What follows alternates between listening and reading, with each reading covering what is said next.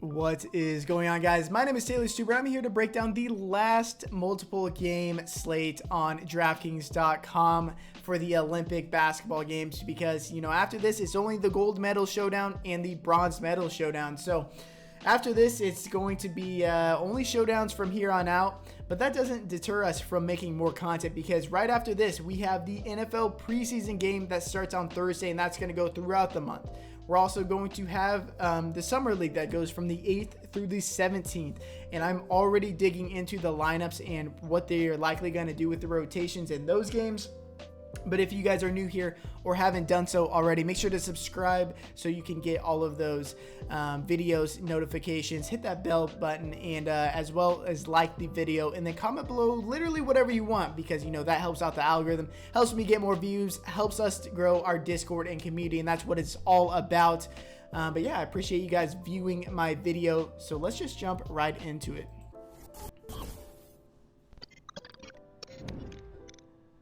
But before we get into it, just one last thing I wanted to mention. It is the NFL season is upon us, and I told you guys that. And the best part about fantasy football is the draft. And if you guys deposit and sign up using code Stuber on UnderdogFantasy.com, link is in the description, you will receive a free $25 in credits onto the site.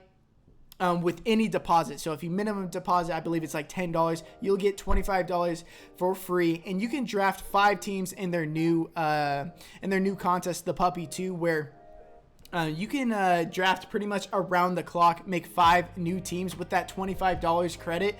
Seems like a pretty good deal to me. I'll see you guys in that draft, and if you guys do so, make sure to let me know because that really helps me out, and I'm going to help you guys out if you guys sign up and deposit using that code.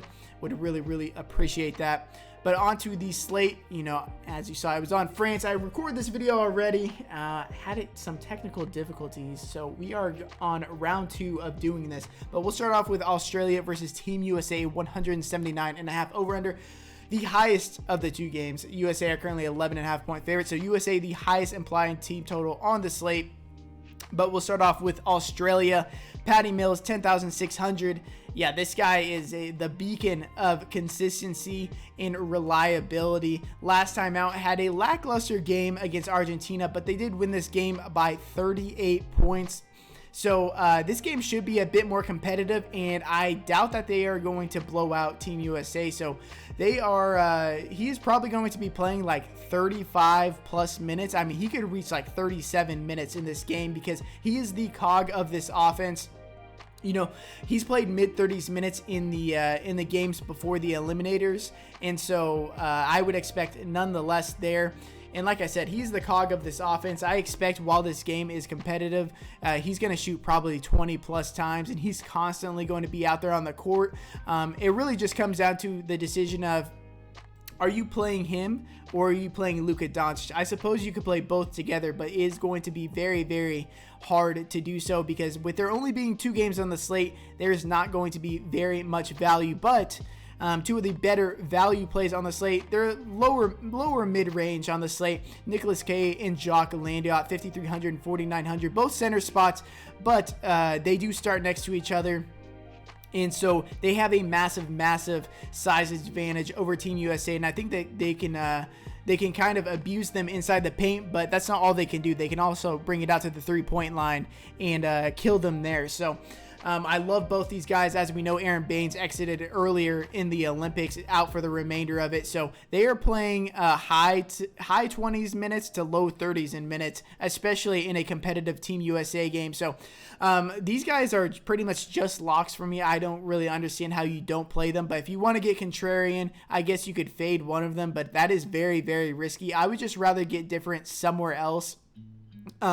Because to win one of these GPPs, like there's going to be a lot of good chalk, and I don't think you need to get too different. I think you can get different on 1 or 2 plays, and if I'm trying to get different, it's not going to be with Nicholas K or Jock Landale. Dante Exum, I think, is a decent play. I think in a vacuum, he's not a very good play, but when we talk about how weak the shooting guard position is, he's not too bad of a play at 4,800. Should play around 20 minutes, maybe a bit more.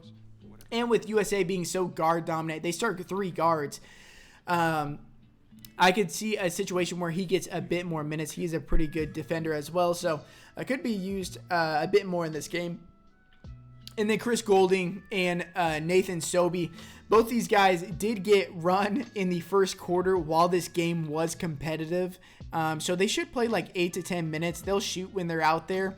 The only reason I bring them up is if you are playing Luka Doncic with anybody else that's even remotely pricey like Kevin Durant or Patty Mills, you are going to need a play like this. So if you're looking and dumpster diving for a minimum price guy, these are probably the two guys I would prefer the most on this slate, unless we get some injuries pop up. But as of now, when I'm recording this video, there are no injuries. We were to Team USA. Yeah, it's more of the same. So it's Kevin Durant or it's nothing for me on this Team USA squad, because in the showdowns, obviously I'm going to be playing a couple other guys, but on the main slate, they're just too expensive for how many minutes that they are going to play, and the production is just so random. But Kevin Durant, he's clearly, he's probably, in my opinion, maybe the best player in the league. I know that's up for debate. But ever since they lost this game, he has just been on a mission to win these games. And whenever the games are competitive, like this game indicates it will be, only 11.5 point favorites. If it's within 11.5 points, Kevin Durant's going to be playing a ton of minutes. So against Czech Republic, they were losing the majority of the first half, and Kevin Durant only sat for like a minute or two. And in their first, so remember, these games are only 10-minute quarters. He didn't touch the court in the fourth quarter and played 28 minutes. That means he played 28 of the 31st minutes of this game, causing the game to blow out, and he didn't play in the fourth quarter.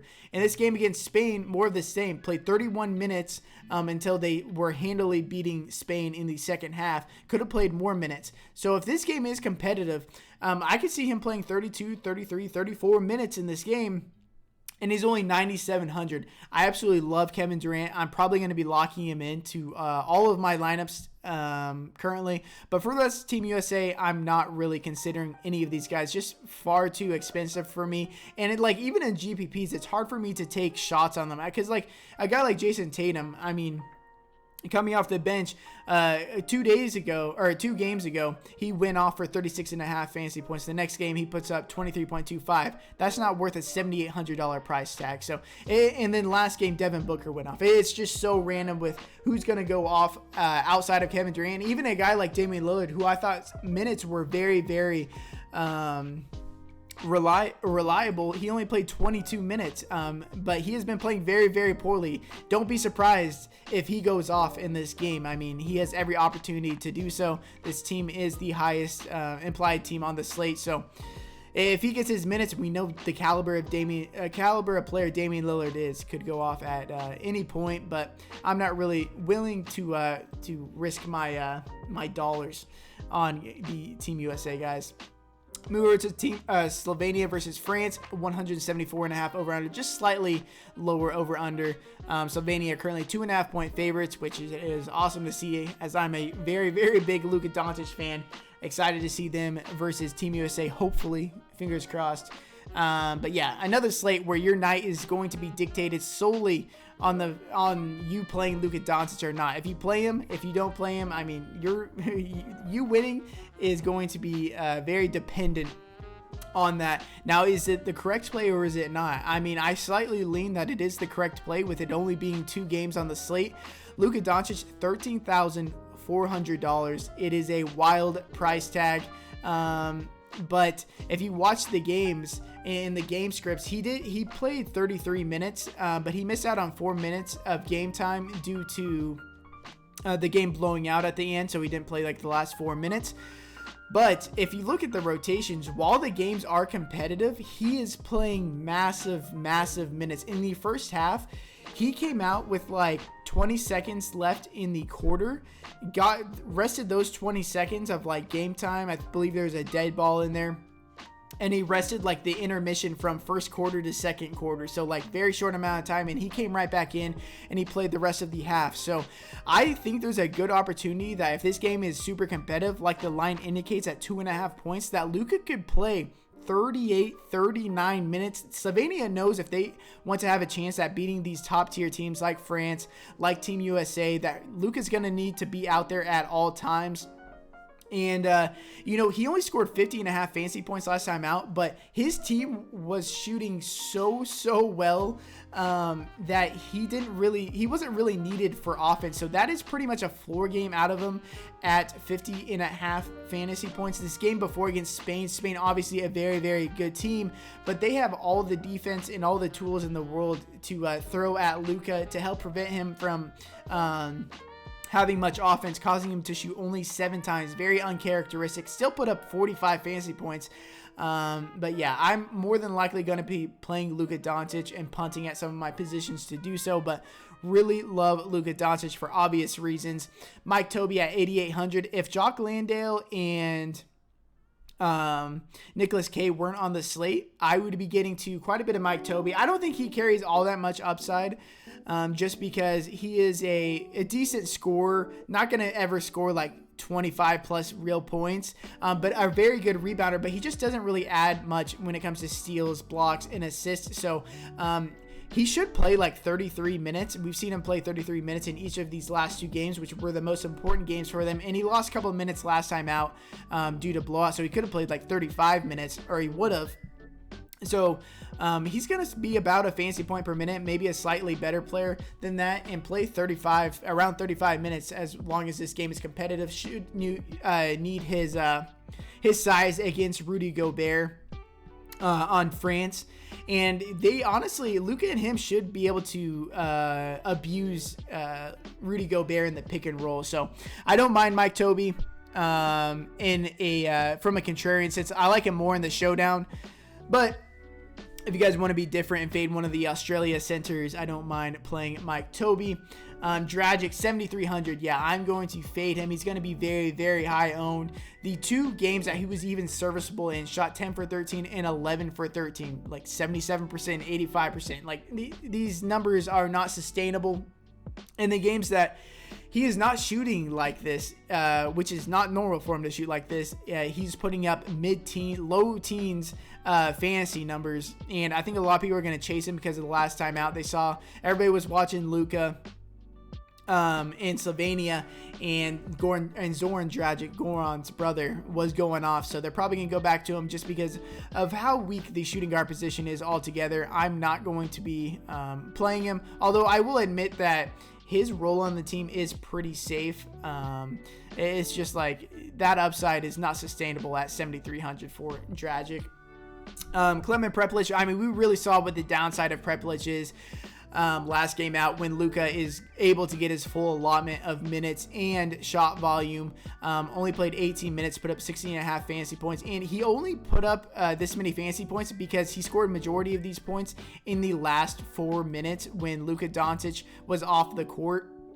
And if we think that Luka Doncic is playing like 37, 38 minutes this game, Prepelic is probably not going to play very many minutes, if any at all, when Luka is not out there. So that takes a lot of the ball handling and shooting responsibilities away from Clement Prepelic. Jaka Blazic, more of the same. Don't mind him. I'd rather play him in the Prepelic just because I know his role is a lot safer, and he is at a $700 discount. As for the rest of the team, I'm not very interested in them. And then we'll end things off with France. I think France actually has like the best matchup when it comes to a pace-up game and defense. Slovenia, very, very fast team. Very good offensively. Defensively, not the best. I think this game actually could be a lot higher scoring than people are thinking. Gobert, I'm not really going to him. If I was going to get contrarian and fade one of the Australian bigs for another center, it's going to be Tobey over Gobert for me. Even in an elimination game that was competitive last time out, Gobert only played 28 minutes. When they played Team USA earlier in the first game, he only played 29 minutes. I think Tobey plays around 35 minutes in a competitive game. So, yeah, I'd just much rather take the minutes of Tobey over Rudy Gobert. And I think Gobert had an outlier game when it comes to real points, scored 22 points. Like, that's not sustainable for Rudy Gobert. Had a very, very good time against Italy because Italy doesn't have any real centers. They have a lot of smaller guys out there. So Rudy Gobert was kind of able to take advantage of that. And then Evan Fournier, 8,200. Just because of the nature of shooting guard and how weak it is, I don't mind him whatsoever. Going to be shooting a lot. Not the best in the peripheral department, but if you're spending up on shooting guard and you're fading guys like Patty Mills and Luka Doncic, and you're not going to punt at shooting guard, get up to a guy like Evan Fournier. I think he's very, very safe. But one of my favorite GPP plays on the slate, which I'm not going to get to all that much, but nobody is going to get to, is Nando De Colo at 7,900. This dude has insane upside. We saw his one game where he played regular minutes and wasn't dealing with random things happening. He played 32 minutes, scored 30.25 fantasy points against USA. Against the Czech Republic, the game blew out. He didn't play in the fourth quarter, but put up 33.75 fantasy points in 25 minutes. Against Iran, they had already secured their spot in the winners group, but put up 25.25 fantasy points in 15 minutes. He wasn't needed. The rest of the France starters didn't play hardly anything at all, so don't even look into this at his minutes. And then last game, he picked up 2 quick fouls, didn't play the rest of the half, was really bizarre. But then ended up playing 14 minutes in the second half and putting up 20 fantasy points in the second half alone. But again, another game where he put up 23 fantasy points in 17 minutes and only scored 4 real points, shot 0 for 5 from the field. If he's playing 30 plus minutes like I expect in this game, in a pace-up game, I think his upside is way higher than Evan Fournier. Obviously a different position, but man, Nando De Colo is going to go severely under-owned, and I expect his minutes to be very, very high in this game. And so I like him a good bit. But speaking of high minutes, dude, Nicholas Batum played 38 minutes, 38 of the 40 minutes in their last time out, put up 49 fantasy points. Now, I would not expect 49 fantasy points out of Nicholas Batum. That is quite the outlier. He had 2 blocks and 3 steals, 14 boards. Again, they were a super undersized Italy team. So him and Rudy Gobert kind of abused them on the boards. But I would not be the slightest bit surprised if he played 38 minutes again if this game is competitive at 5,600. One of the safest plays on the slate. I like him a good bit. TLC 4,500. Shooting guard is very weak. Very, very weak. I've said it a million times. So getting to a guy like TLC who's pretty entrenched in the rotation, playing about 20 minutes, about a fantasy point per minute player. Don't mind him at 4,500. And then I know you guys are probably hating me for continuing to suggest Gershon Yabusele. You know, in the preparation games, he was averaging nearly a double-double in 22 minutes a game. He has not been playing very well, but you pretty much have to play Yabusele. And if you want to know why, just look at this. There's 4 players on at the power forward position. Corneli didn't even play last game in an elimination game. Duop Reith only plays minutes in blowouts. And then you have Gershon Yabusele, who at least starts and has shown the ability to be a good per minute producer. And if he's playing well, I think they will grant him more minutes.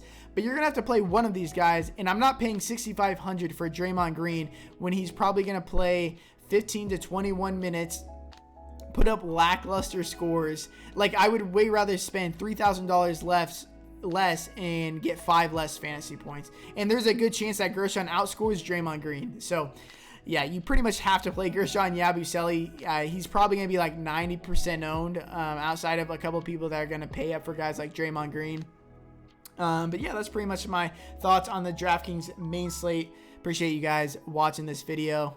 If you haven't done so already, make sure to subscribe, like this video, comment below with your favorite play of the day, or comment anything. Help out the algorithm. A lot of things moving forward. Appreciate you guys being here.